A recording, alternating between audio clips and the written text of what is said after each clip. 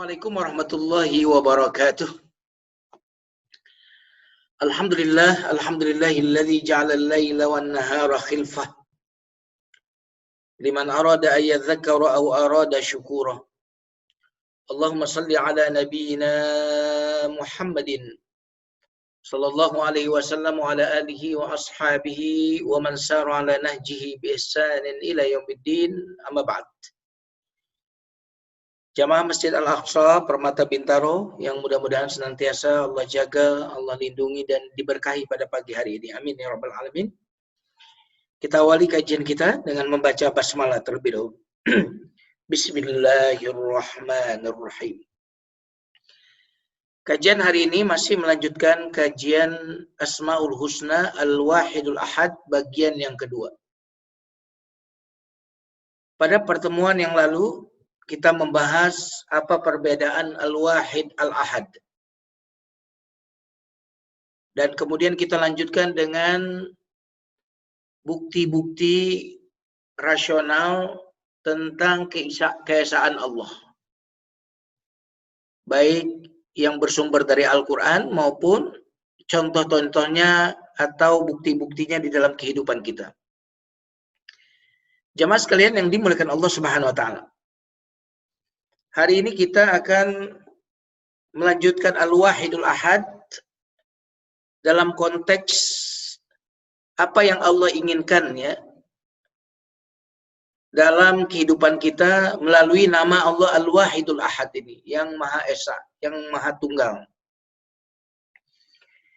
Yang pertama adalah bahwa tidak boleh menyamakan Allah dengan manusia. Artinya mensifati Allah dengan sifat-sifat manusia. Karena tauhid itu mengingkari kesamaan Allah dengan yang lain. Walam yakul lahu kufuwan ahad. Maka tidak tauhid orang yang menyamakan Allah dengan manusia. Misalkan mensifati Allah dengan sifat-sifat manusia. Inilah syirik orang-orang Yahudi ya, yang menyamakan Allah dengan manusia. Jadi pelit itu kan sifat manusia. Fakir itu kan sifat manusia. Lalu orang-orang Yahudi mengatakan Allah itu fakir. Zaman sekarang ini kadang-kadang ada yang nyeleneh seperti itu. Kita disuruh sedekah berarti Allah itu pelit dong. Kita yang dermawan. Kenapa Allah nggak langsung kasih gitu? Allah itu fakir. Kenapa kok nyuruh kita memberi kepada orang-orang kaya itu, memberi kepada orang-orang miskin? Nah, maka orang yang menyamakan Allah dengan sifat-sifat manusia itu orang yang tidak tauhid. Ya. Dalam Al-Quran contohnya banyak ya. Di antaranya adalah perkataan orang Yahudi dalam surat Ali Imran. Innallaha faqirun wa nahnu aghnia. Surat Ali Imran ayat 181. Sungguhnya Allah itu miskin, kami yang kaya. Nah. Atau dalam surat Al-Maidah ayat 64, yadullahi maghlulah. Tangannya Allah itu terbelenggu, bakhil Allah itu. Nah, ini menyamakan Allah dengan sifat-sifat manusia. Maka dengan Al-Wahidul Ahad kita mengatakan Maha Esa Allah, Allah nggak sama dengan manusia. Nah, yang kedua, janganlah kita menyamakan manusia dengan Allah. Kalau tadi menyamakan Allah dengan sifat-sifat manusia, atau mensifati manusia dengan sifat-sifat Allah. Seperti apa itu? Perkataan orang Nasrani tentang Isa bin Maryam. Ya, mereka mengatakan Isa itu anak Allah. Ya. Qalatin Nasara, ya, orang-orang Nasrani itu mengatakan Al-Masih ibnullah. Isa itu adalah anak Allah. Jadi mensifati bahkan para nabi atau orang-orang sekarang tuh wali yang dianggap wali, kiai gitu. Dengan sifat-sifat kesucian sebagaimana sifat Allah, nah itu juga tidak termasuk tauhid, ya. Kita tidak boleh menyamakan Allah dengan manusia atau menganggap manusia itu seperti Allah. Nah, adapun yang ketiga, pesannya adalah janganlah menyamai Allah. Karena Allah itu, tauhid itu artinya tidak mensamakan Allah dengan apapun dan siapapun. Maka tidak boleh ada yang mengatakan aku sama dengan Allah. Manunggaling kaula Gusti, ya. Atau sebagaimana Fir'aun mengaku Allah, mengaku Tuhan. Ana rabbukumul a'la, kata Fir'aun. Maka ini juga tidak disebut tauhid. Jadi tauhid itu tidak menyamakan Allah dengan yang lainnya. Baik menyamakan Allah dengan sifat manusia, sifat-sifat manusia, sifat-sifat kurang, Allah kemudian kita labeli dengan sifat manusia. Ini tidak tauhid. Ataupun menyamakan manusia dengan Allah. Ya, seperti Isa bin Maryam, ya, disamakan oleh orang-orang Nasrani, dia adalah anak Allah. Atau menyamai Allah langsung. Mengaku Allah sebagaimana Fir'aun mengaku Tuhan. Nah, sahabat-sahabat sekalian yang dimuliakan Allah Subhanahu wa taala. Untuk bisa memahami tauhid ini, ya, tauhid itu la ilaha illallah itu terambil dari Asmaul Husna, Al-Wahidul Ahad, yang Maha Esa. Ibnu Taimiyah yang menarik mentafsirkan tauhid Maha Esa itu dengan 2 surat. Nah, ini menarik. Surat yang pertama adalah surat Al-Ikhlas. Nah, mohon maaf, surat yang pertama adalah surat Al-Kafirun. Dan surat yang kedua adalah surat Al-Ikhlas. Nah, ini kalau kita mau tahu tafsir dari La ilaha illallah, itu tafsirnya ada di 2 surat. La ilaha, tidak ada sesembahan yang berhak disembah, itu tafsirnya surat Al-Kafirun. Makanya la ilaha itu penafian, negasi, menafikan, tidak ada sesembahan. Makanya surah Al-Kafirun itu adalah menafikan, menegasikan. Apa maksud la ilaha? Jawabannya adalah la a'budu ma ta'budun wala antum 'abiduna ma a'bud. Aku tidak menyembah apa yang kalian sembah, kalian tidak menyembah apa yang kami sembah. Sesembahan kita tuh beda. Ya. Wahai kaum musyrikin Arab, kalian mengatakan Tuhan itu Allah. Kami juga mengatakan Tuhan kami adalah Allah. Tapi Allah dalam perspektif kalian itu berbeda dengan Allah dalam perspektif kami. Allah dalam perspektif kalian itu adalah Allah yang punya anak, ya, Allah ada sekutu-sekutunya gitu.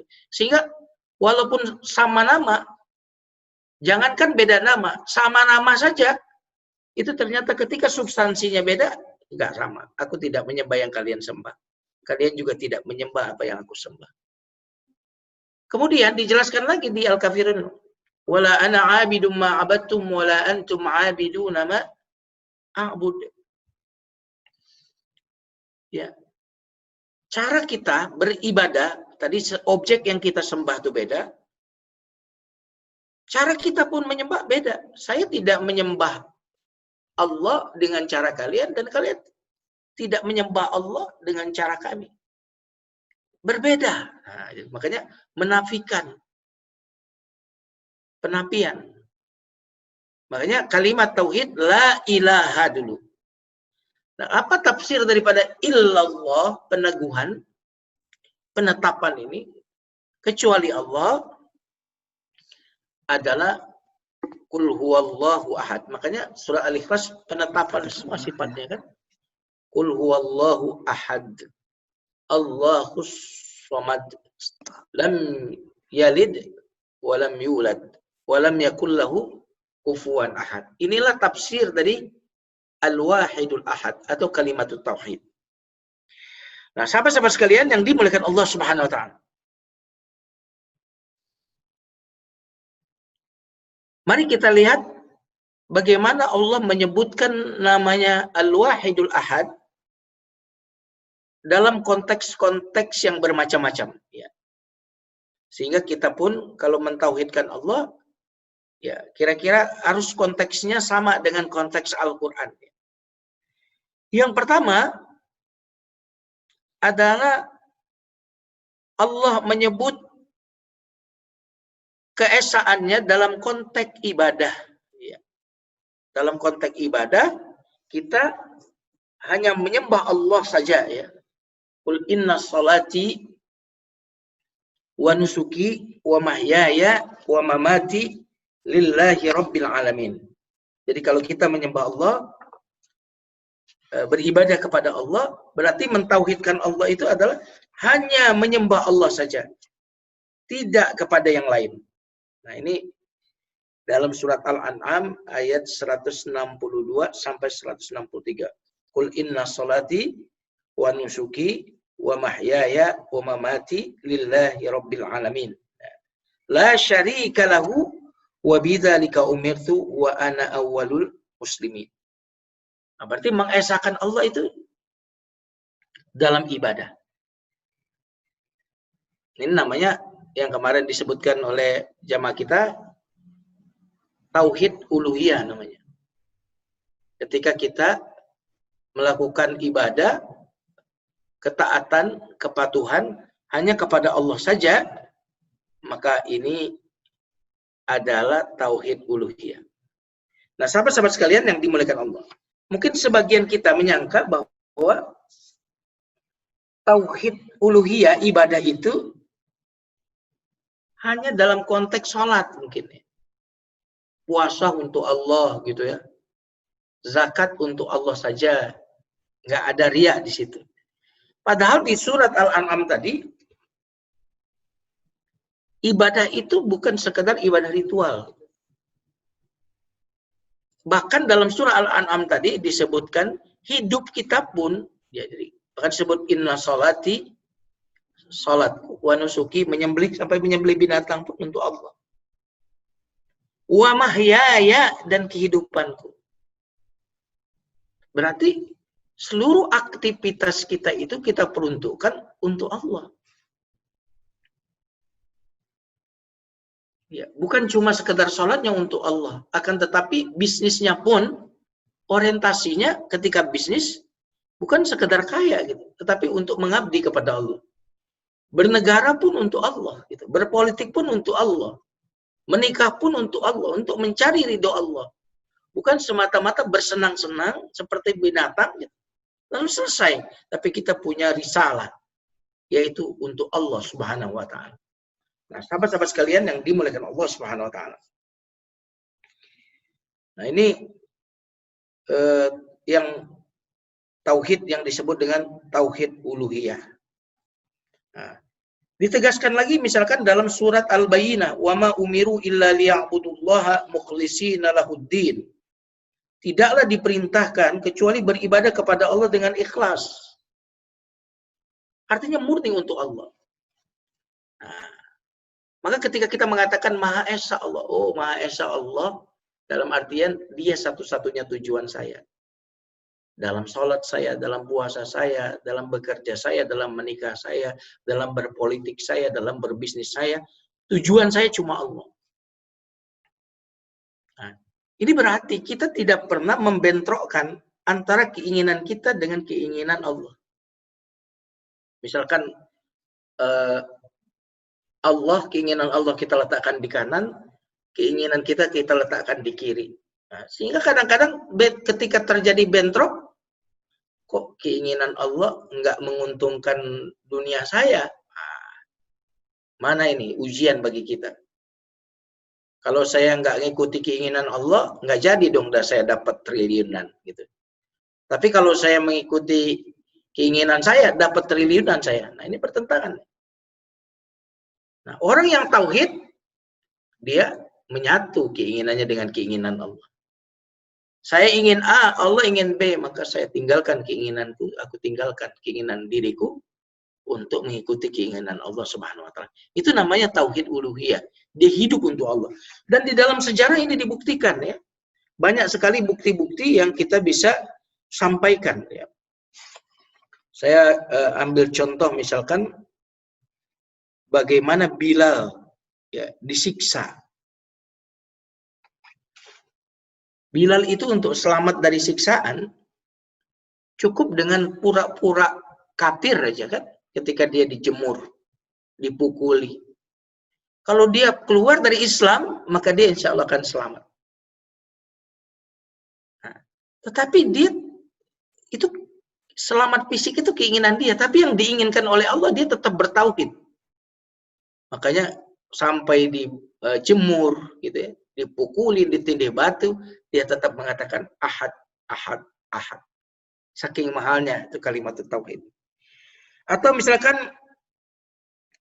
Umar bin Yasir gitu, yang juga disiksa, dipakai baju besi, kemudian dijemur di padang pasir. Dia juga tetap mempertahankan kalimat tauhid ini. Atau yang lebih jauh lagi adalah kisah Al-Masyitah, tukang salonnya Fir'aun. Wanita yang menjadi tukang sisirnya keluarga Fir'aun. Bagaimana dia dan anak-anaknya itu direbus. Hidup-hidup. Dia bisa saja mudah dengan selamat kalau dia mengakui Fir'aun sebagai Tuhan. Tetapi apa yang terjadi? Dia tidak lakukan itu. Nah, jamaah sekalian yang dimuliakan Allah. Ketika kita membahas kalimat tauhid ini, Al-Wahidul Ahad, Maha Esa. Apakah dalam kehidupan ini kita masih sering ya menuruti hawa nafsu kita? Kita tinggalkan keinginan Allah, kita tinggalkan maunya Allah untuk mengikuti kemauan kita dan hawa nafsu kita. Orang yang bertauhid adalah orang yang sudah meninggalkan keinginannya jika itu bertolak belakang dengan apa yang diinginkan oleh Allah Subhanahu wa taala. Nah, sahabat-sahabat sekalian yang dimuliakan Allah Subhanahu wa taala. Al-Wahidul Ahad. Ya.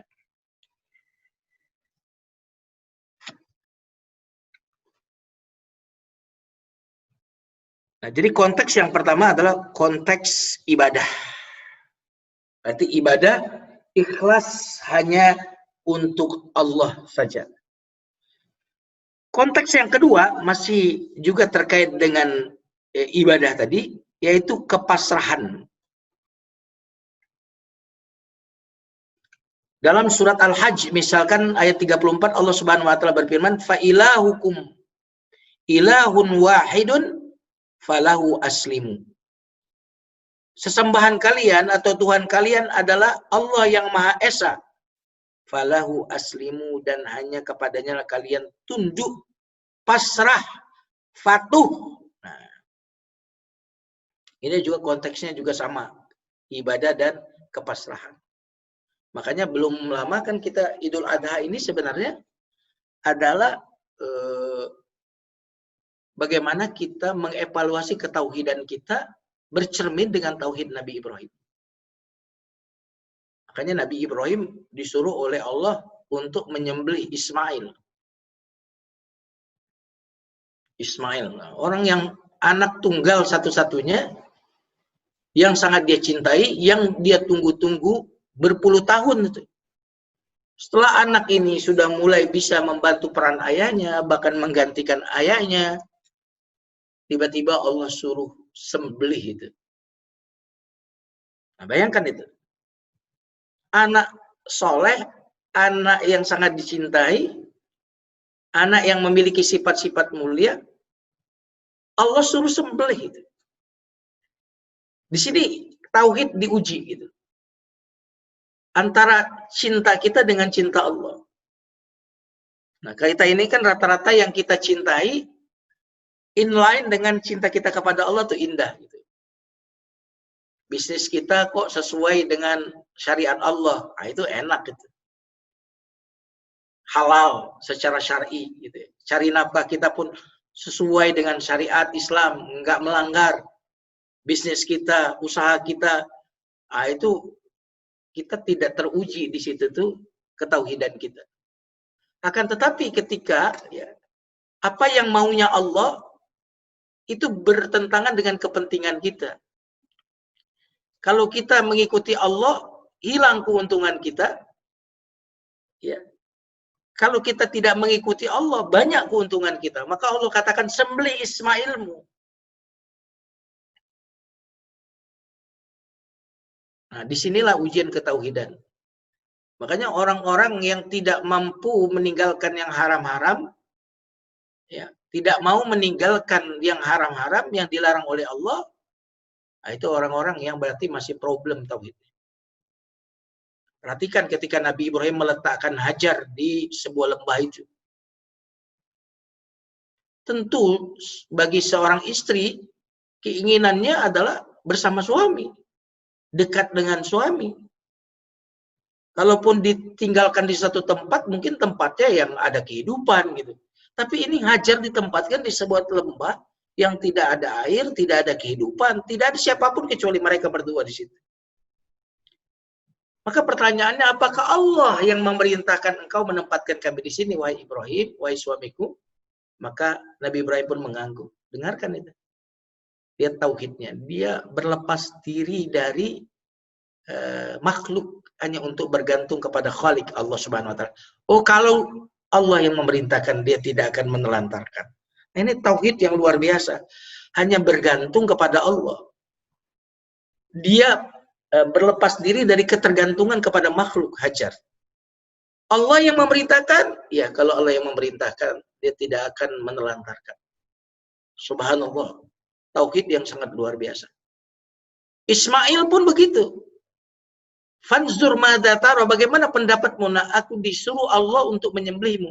Fanzur madza tara. Bagaimana pendapatmu? Maka Nabi Ismail alaihissalam menjawab, wahai ayahku, lakukan apa yang diperintahkan. Kalau itu perintah, lakukan. Walaupun itu sulit.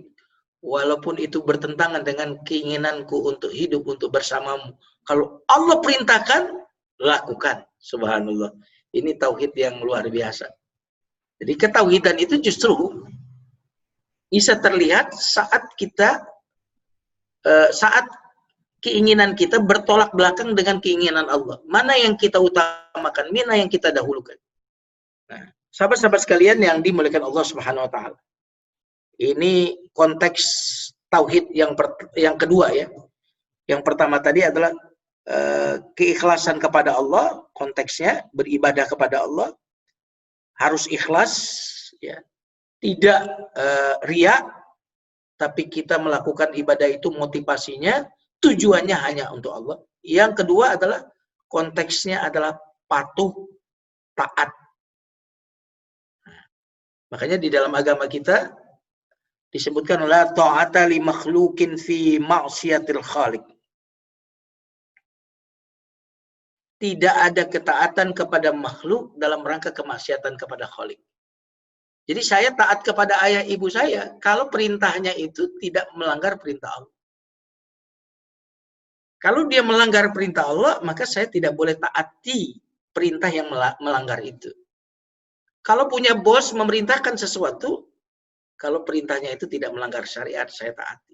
Wah, ini tidak mudah. Apalagi kalau orang mungkin bawahan gitu.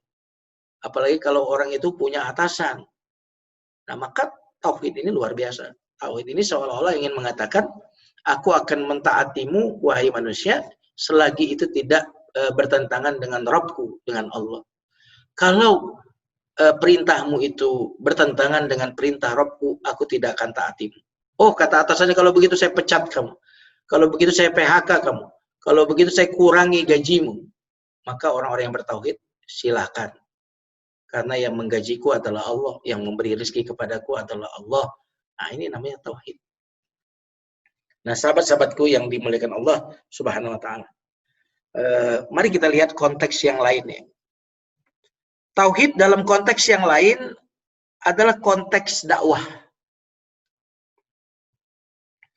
Allah menyebutkan tauhid ini dalam konteks dakwah. Misalkan di surat Al-Anbiya ayat 108. Qul innama yuha ilayya annama ilahukum ilahun wahid. Katakanlah bahwa diwahyukan kepadaku bahwa tidak ada sesembahan kecuali hanya kepada Allah yang Maha Esa. Nah, dalam surat Fussilat ayat 6 juga sama nadanya. Qul innama ana basyarum mithlukum yuha ilayya annama ilahukum ilahun wahid. Sungguhnya aku adalah manusia seperti kalian yang diberi wahyu. Oh, sungguhnya sesembahan itu hanya Allah yang Maha Esa. Berarti kalau kita ingin dakwah, yang pertama kali kita benahi itu adalah tauhid. Makanya fase Mekah itu adalah fase tauhid. Belum jadi perintah-perintah zakat, puasa, haji itu belakangan. Tetapi yang pertama kali diajarkan adalah tauhid. Makanya kalau kita kepada orang awam gitu, mungkin kita tidak fokus kepada sholatnya dulu gitu. Karena orang yang tauhid otomatis sholat.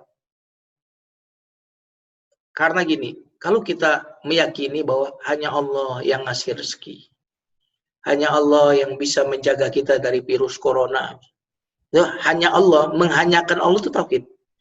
Hanya Allah yang bisa menjaga kesehatan saya. Hanya Allah yang bisa menjaga saya dari bahaya. Hanya Allah yang bisa memberikan apa yang saya inginkan. Seluruh yang saya inginkan, itu cuma Allah yang bisa benar-benar memberikannya. Seluruh yang saya tidak inginkan itu yang bisa melindungi saya hanya Allah.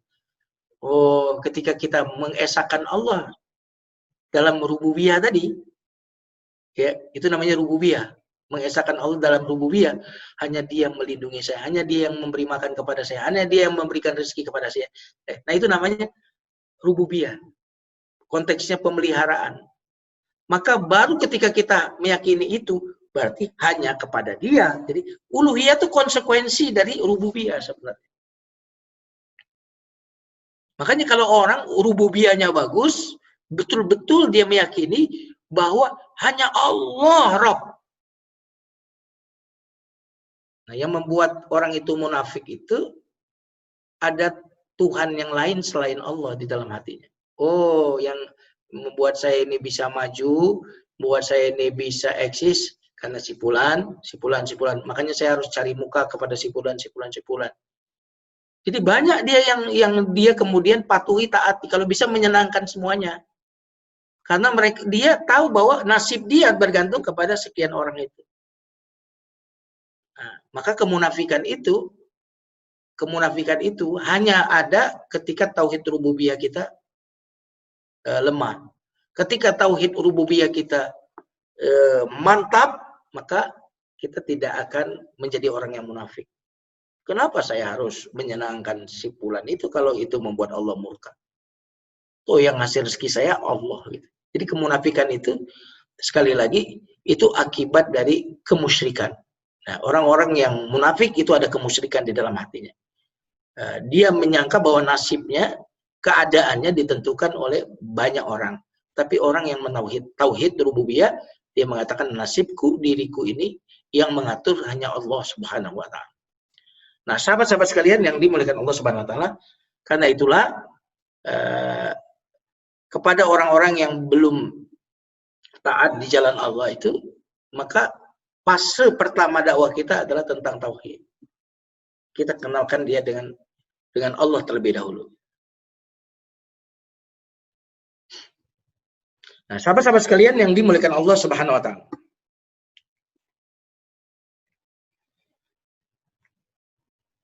Insya Allah, jadi gini. Saya kasih contoh ya. Bukan perintahnya itu, tetapi siapa yang memerintahnya itu yang paling penting. Coba, kalau kita di jalan utama, di situ peraturan lalu lintas ditegakkan. Saya yakin semua kita akan pakai helm kalau naik motor di situ. Kenapa? Takut Pak Polisi. Nah, Bahkan polisi tidur aja kita pelan-pelan. Itu polisi tidur, gimana polisi melek? Kenapa? Takut sama Pak Polisi. Takut sama Pak Polisi, pakai helm, bawa SIM, dan seterusnya gitu. Kenapa? Kenal Pak Polisi, jadi takut sama Pak Polisi. Tahu polisi itu kalau negakin peraturan, kira-kira gitu, langsung ditilang. Nah, kenal Pak Polisi, kita kemudian taat aturan. Bagaimana orang yang mengenal Allah, lalu tidak taat kepada Allah? Maka sebenarnya buah taat itu akibat kita bertauhid. Nah, kalau kita tidak taat, itu lemahnya tauhid kita. Nah, sahabat-sahabat sekalian yang dimuliakan Allah Subhanahu wa taala. Nah, karena tauhid itulah kemudian yang melahirkan ikhlas. Jadi ikhlas itu buah tauhid. Nah, berarti kalau orang itu tidak ikhlas, berarti tauhidnya bermasalah. Nah, buah dari ikhlas adalah amal. Nah, sekali lagi, amal. Ketika kita tidak beramal, itu berarti keikhlasan kita bermasalah. Oh, kalau dipuji orang, baru beramal. Kalau nggak dipuji orang, nggak beramal. Berarti nggak ikhlas kepada Allah. Kalau ramai, ya beramal. Kalau sendirian, tidak. Nah, itu juga, tidak ikhlas. Maka ikhlas adalah sekali lagi buah dari la ilaha illallah, buah dari mengesahkan Allah. Karena itulah mengapa 13 tahun di Mekah itu hanya untuk tauhid, jemaah sekalian yang dimuliakan Allah. Jadi tauhid dalam Al-Qur'an konteksnya tadi selain ibadah ikhlas untuk Allah, yang kedua kepatuhan hanya kepada Allah, yang ketiga adalah konteksnya dakwah. Yang berikutnya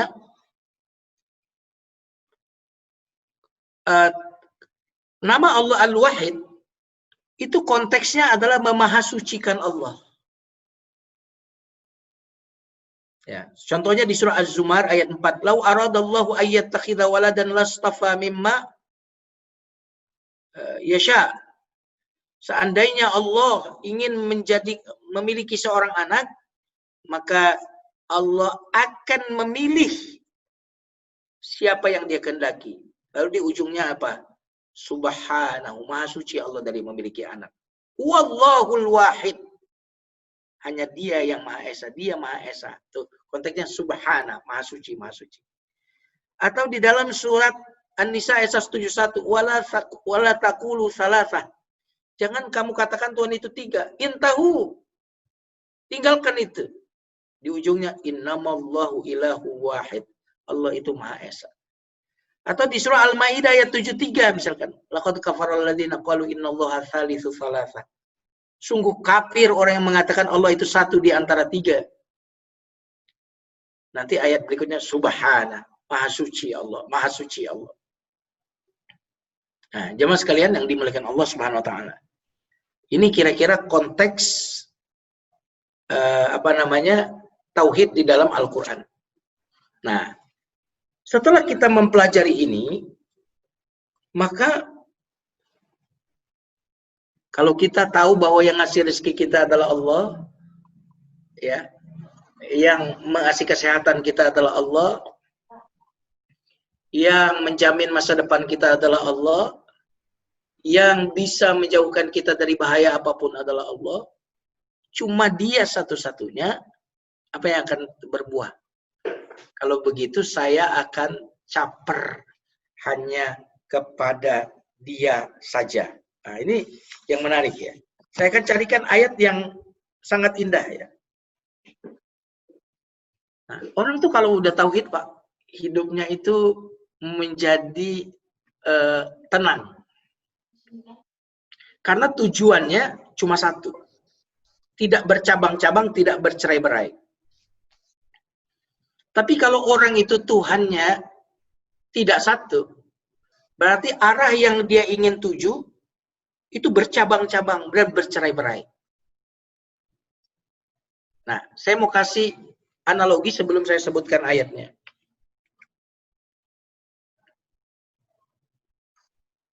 Dalam Al-Quran ya, nanti ayatnya saya sebutkan, Allah kasih gambaran kepada kita satu model atau satu contoh, seorang budak dimiliki oleh satu majikan penuh, budaknya dimiliki oleh satu majikan penuh, bandingkan dengan satu budak dimiliki oleh beberapa majikan.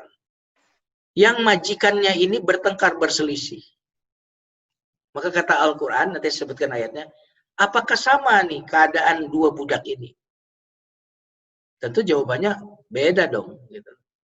Kalau budak yang banyak majikannya ini, dia akan capek, lelah, gitu, ya, gelisah, tidak fokus, bimbang, bingung. Kenapa? Karena majikannya banyak. Dan majikannya ini berselisih pula. Dalam satu waktu perintah majikannya ini berbeda. Satu nyuruh ke timur, satu nyuruh ke barat. Ya kan gitu.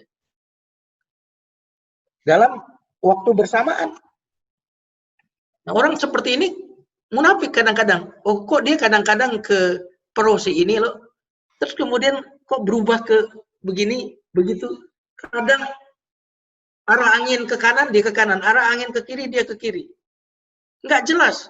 Kadang dia memuji Umar, memurkai Zaid. Kadang dia memuji Zaid, memurkai Umar. Ini orang pelin-pelan. Karena orang ini bimbang dia. Capek dan lelah. Gitu. Tetapi kalau orang, majikannya cuma satu. Majikannya cuma satu. Dia fokus arahnya ke satu itu. Tidak tercerai-berai. Tidak punya split personality. Tapi dia punya kepribadian tunggal. Yaitu hanya mengabdi kepada Allah. Nah ini ada di surat Az-Zumar ayat 29. Subhanallah. Daraballahu mathalan rajulan fihi syuraka mutasyakisuna wa rajulan salaman li rajulin hal yastawiyani mathalan. Allah memberikan perumpamaan, ya, seorang laki-laki yang dimiliki oleh majikan yang banyak dan berselisih dengan seorang budak yang dimiliki oleh satu majikan penuh, apakah sama? Tidak akan sama. Makanya hidup kita ini, kalau apa kata orang, capek gitu loh. Oh, orang sukses itu yang mobilnya begini, ganti mobil. Oh, yang rumahnya begini, ganti rumahnya gitu. Oh, istri yang cantik itu yang begini, begitu, begini. Itu kita terombang-ambing apa kata orang. Tuhan kita banyak. Sehingga kita akhirnya capek dan lelah. Maka sebagaimana kisah itu, kalau orang Tuhannya banyak itu. Kisah tua yang kita dengarkan dulu, seorang bapak dengan anak, terus ada unta atau keledai yang tidak terlalu besar, tidak terlalu kecil. Keduanya tidak menaiki keledai itu, jalan kaki. Kata orang, itu bapak sama anak sama bodohnya, ada kendaraan kok nggak ditaikin, gitu ya. Akhirnya naiklah itu dua-duanya mereka. Ketika naik dua-duanya, ada lagi manusia yang komentar. Itu ada kendaraan kecil seperti itu, kok zalim banget, naik dua-duanya. Nggak punya otak itu. Akhirnya bapaknya naik, anaknya tuh di bawah. Bapak nggak lewat lagi tempat, bapak nggak punya perasaan kasih sayang tuh. Anak jalan kaki, dia di atas. Akhirnya bapaknya turun, anaknya naik. Gitu. Ketika anaknya naik, di perjalanan ada lagi yang komentar, anak nggak tahu bakti, masa bapaknya jalan, dia di atas. Jadi serba salah. Dan capek, kita lelah gitu. Tapi ketika kita bertauhid, hidup kita tuh jadi tenang, ya, tidak terpecah, tidak bercabang hati kita. Nah, sebagai penutup, jamaah sekalian yang dimuliakan Allah Subhanahu Wa Taala,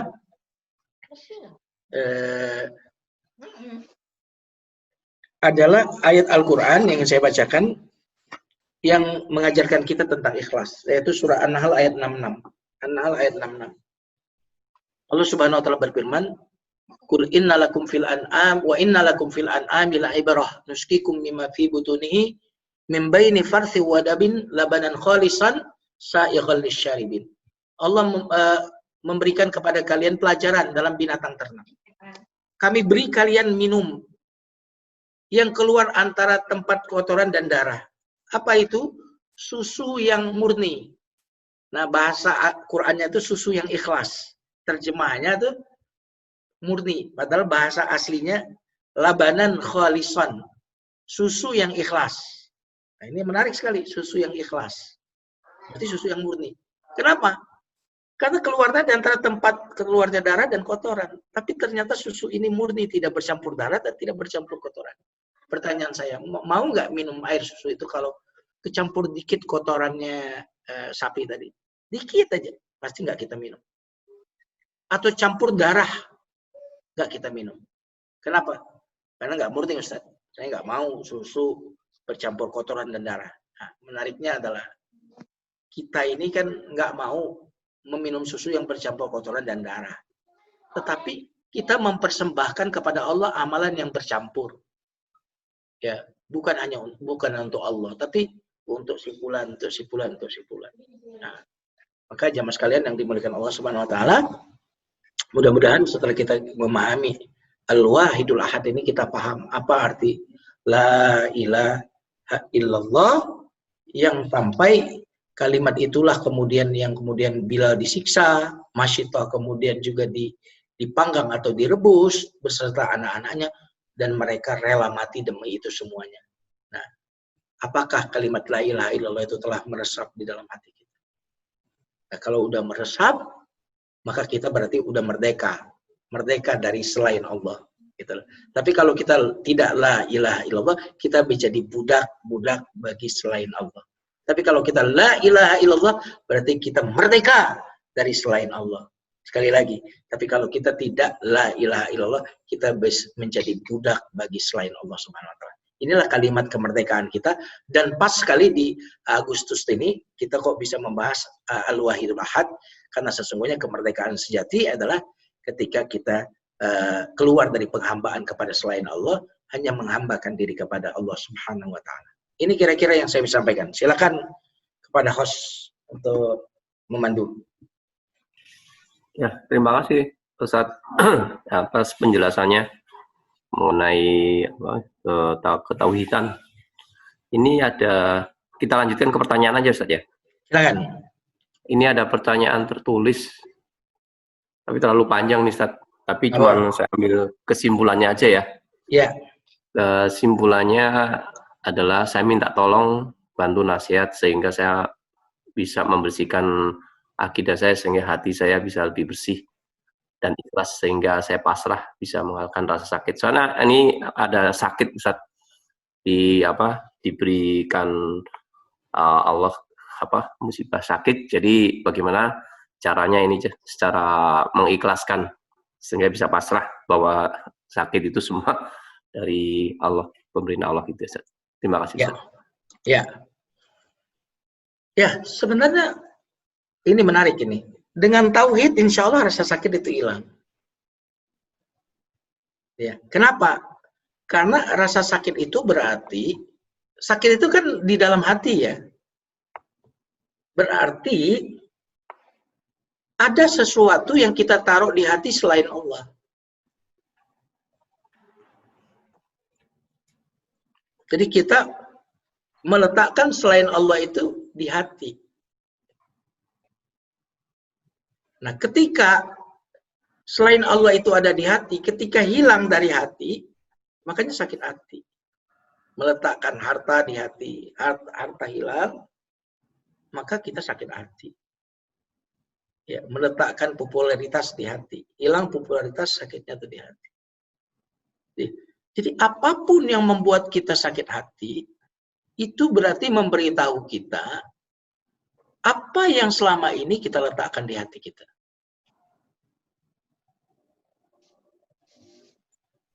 Nah, jadi sebenarnya inilah makna firman Allah, musibah apa saja yang menimpa dirimu itu disebabkan kesalahanmu. Nah, itu yang menarik. Karena musibah itu seperti begini. Kalau kita melilit leher kita dengan satu shawl misalkan, atau kain, kita lilit ke leher kita banyak, agak kenceng. Kan kita ini nggak bisa nafas.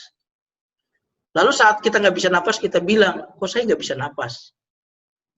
Padahal yang melilit leher itu siapa? Kita sendiri. Selama ini kita meletakkan dunia itu di hati kita. Ya, pujian orang tuh di hati kita, kekayaan di hati kita, popularitas di hati kita, di hati kita, di hati kita. Nah, wajar kalau kemudian itu hilang, sakit hati. Jadi masalahnya itu kitalah yang meletakkan sesuatu itu di dalam hati. Ibaratnya begini, ya, pot bunga mahal yang kaca itu, kita letakkan di pinggir meja. Kita letakkan di pinggir meja. Pot kaca tadi. Jatuh. Apakah kita menyalahkan gravitasi bumi? Enggak dong. Tapi kita meletakkan kaca tadi di pinggir. Gitu. Jadi meletakkannya itu.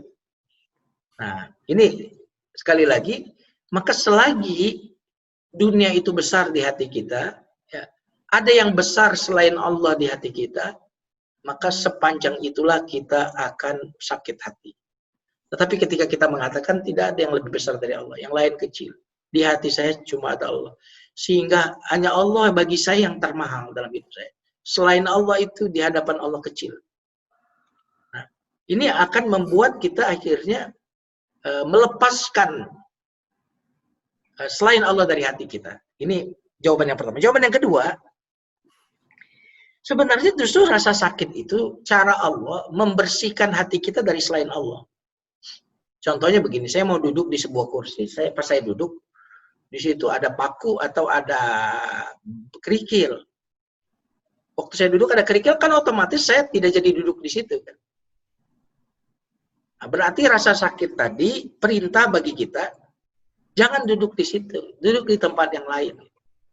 Nah, sama, ketika rasa sakit saya kehilangan sesuatu, atau dihina orang, dan seterusnya, rasa sakit itu membuat kita, jangan kau letakkan orang itu di hatimu. Gitu.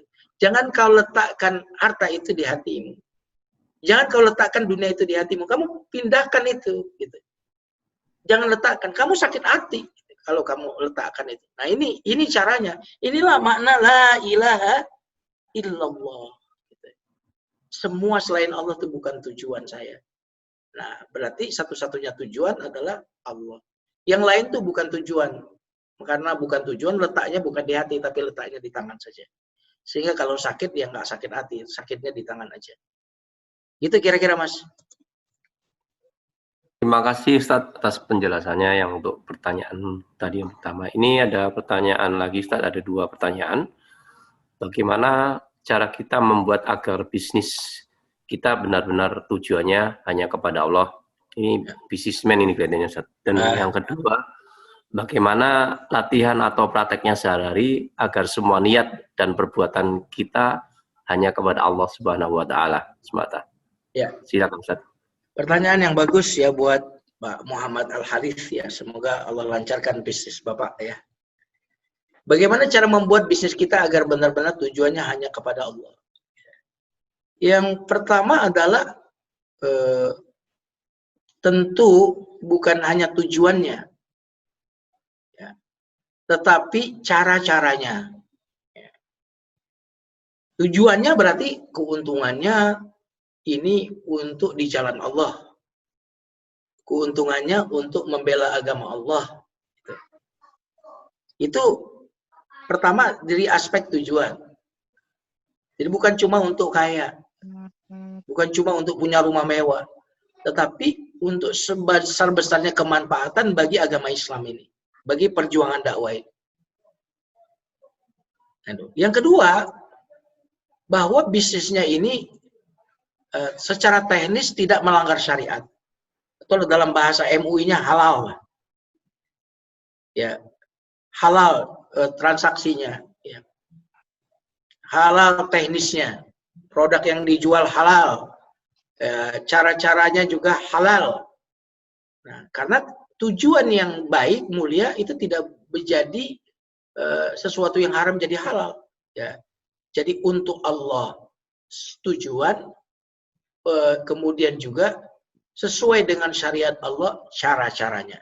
Nah, ini yang akan membuat kita bisnisnya hanya untuk Allah. Atau dalam bahasa Al-Quran dalam surah An-Nur adalah rijalun la tulhihim tijaratun wala bai'un an zikrillah wa iqamis shalah. Mereka adalah orang-orang yang bisnis mereka, transaksi mereka tidak melalaikan mereka dari mengingat Allah Subhanahu wa taala. Nah, itu jawaban bagi Bapak Muhammad Al-Harif. Adapun buat Bu Mary Basir, ya sama-sama. Ini Bapak ini, Ustaz. Kenapa? Bapak Meril ini bukan Ibu ini. Oh, mohon maaf. Pak Meril Basir. Ya, Pak Meril Basir. Pak Meril Basir, ya. Bagaimana latihan atau prakteknya sehari-hari agar semua niat dan perbuatan kita hanya kepada Allah semata? Ya. Latihannya macam-macam. Ya. Misalkan melakukan amalan yang jarang orang puji. Ya. Jarang orang puji. Melakukan amalan-amalan rahasia, nggak ada yang tahu orang. Karena kalau yang kelihatan orang itu rawan pujian. Maka latihannya ya, adalah melakukan perbuatan-perbuatan yang jarang orang lihat. Nah, makanya kalau sholat malam, itu salah satu adalah ibadah ikhlas. Jadi orang yang mengatakan saya ikhlas, tapi nggak pernah sholat malam, nah itu susah dipercaya gitu loh. Karena kalau orang ikhlas, kemungkinan dia rajin sholat malam. Karena sholat malam itu nggak ada yang kelihatan oleh orang lain. Nggak ada yang lihat. Gitu. Nah, atau melakukan perbuatan-perbuatan yang jarang orang puji gitu loh. Ngepel lantai masjid gitu, nyapu gitu ya. Atau pokoknya amalan-amalan yang orang lain tidak terlihat. Nah, itu caranya gitu. Jadi kalau kita sedekah banyak, misalkan sedekah nggak ada orang yang tahu kalau kita yang sedekah misalkan. Nah, itu juga bagian dari intinya adalah seringlah melakukan ibadah-ibadah di belakang layar yang dampaknya luar biasa besar, tapi nggak kelihatan. Sebagaimana besi yang menjadi penyusun atau penegak rumah atau gedung, ya dia kan nggak kelihatan gitu. Yang dipuji bukan besinya gitu, yang dipuji adalah catnya gitu. Atau seperti pohon yang akarnya di bawah itu. Nah, jadi itu kira-kira latihannya. Ya tentu kita perlu membiasakan untuk niat, Pak. Tapi niat ini bukan sebagai sebuah ritual, tetapi niat sebagai pengingat kita bahwa saya melakukan ini karena Allah. Jadi sebelum melakukan sesuatu, kasih waktu beberapa detik jeda untuk membiasakan niat. Mau ke kantor, kalau kita kan kadang-kadang di mulutnya aja Bismillahirrahmanirrahim, tetapi settingan di dalam itu penting. Untuk apa saya ke kantor ini? Nah, sudah mulai dipasang niat. Inilah mengapa Nabi bersabda, tidak cukup dengan amal, tapi harus dengan niat. Innamal a'malu binniyat. Tidak cukup dengan niat, tapi harus diiringi dengan amal. Itu kira-kira latihannya seperti itu. Terima kasih, Ustaz. Sama-sama, Pak Meril. Ya, yang sudah ada tiga sudah dijelaskan semua dengan Pak Ustadz nih. Segera dan waktu sudah menjelang siang nih, Ustadz. Ya. 6:30. Mungkin kita tutup aja Ustadz dengan doa aja Ustadz. Terima kasih. Mari kita tutup dengan doa. Kita tengahkan tangan semuanya. Astaghfirullahaladzim. Allahumma salli ala Muhammad wa ala ali sayyidina Muhammad. Alhamdulillahi rabbil alamin. Hamdan yuwafi ni'mahu wa yukafi mazidah. Ya Rabbana lakal hamdu kama yanbaghi li jalali wajhikal karim wa azim sultanik. Allahumma inna na'udzu bika min an nusyrika bika syai'an na'lamuhu wa nastaghfiruka lima la na'lamu. Allahumma inna na'udzu bika min an nusyrika bika syai'an na'lamuhu wa nastaghfiruka lima la na'lamu. Allahumma inna na'udzu bika min an nusyrika bika syai'an na'lamuhu wa nastaghfiruka lima la na'lamu. Rabbana atina fid dunya hasanah wa fil akhirati hasanah wa qina adzabannar. Subhana rabbika rabbil izzati amma yasifun. Assalamualaikum warahmatullahi alamin. Wassalamualaikum warahmatullahi wabarakatuh. Waalaikumsalam Waalaikumsalam warahmatullahi wabarakatuh. Ya, mari kita menutup dengan penutup doa kafaratul majelis. Subhanallah Allahumma wa bihamdika asyhadu an la ilaha illa anta astaghfiruka wa atubu ilaik.